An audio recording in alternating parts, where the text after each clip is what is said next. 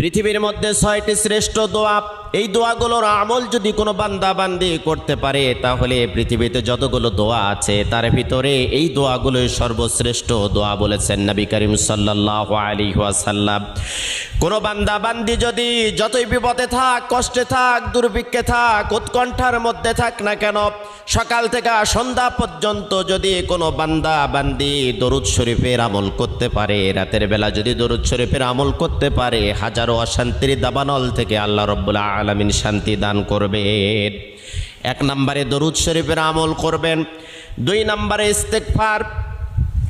আপনার মুখটা এমন হয়ে যাবে আল্লাহ রাব্বুল আলামিনের কাছে দোয়া করার সাথে সাথে আপনার দোয়াটা কবুল হয়ে যাবে। সব সময়ের জন্য পড়বেন আস্তাগফিরুল্লাহাল্লাযী লা ইলাহা ইল্লা হুয়াল হাইয়ুল কাইয়্যুম ওয়া আতুবু ইলাইহি।